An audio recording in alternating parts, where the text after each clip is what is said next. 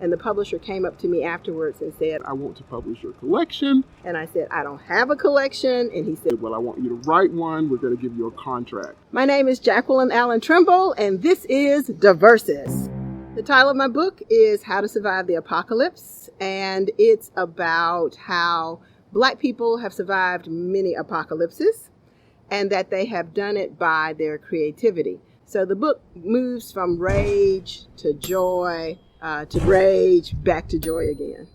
After I finished my first book, American Happiness, I wanted to immediately start on another project. So I thought, this is really interesting that Black people have used their creativity despite oppression, just sort of mind-boggling laws against them, captivity, everything.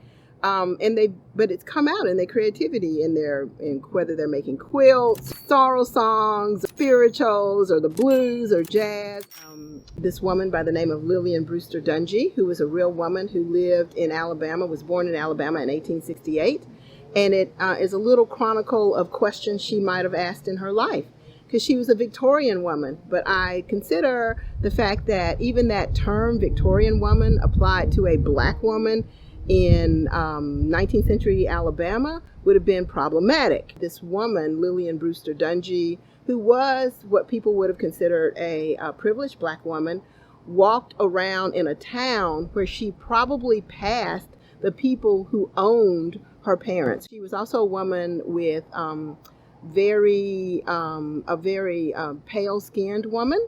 And so this idea of her parentage was also very interesting to me. So the first book was really a collection in the true sense, in that I had a bunch of poems and I put them all in the first book. So the poems just sort of developed over long periods of time, over years. I wasn't really thinking about putting a collection together. This book, I was very intentional about the poems I was writing for it. I was really writing to the subject that I was thinking about. So I hate to tell this story, but the first book got published because I went to this thing that a local publisher had called 24 Hours of Poetry that led into the Alabama Book Festival.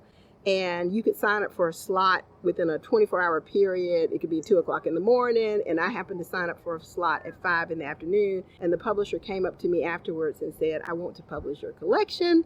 And I said, I don't have a collection. And he said, well, I want you to write one. We're going to give you a contract.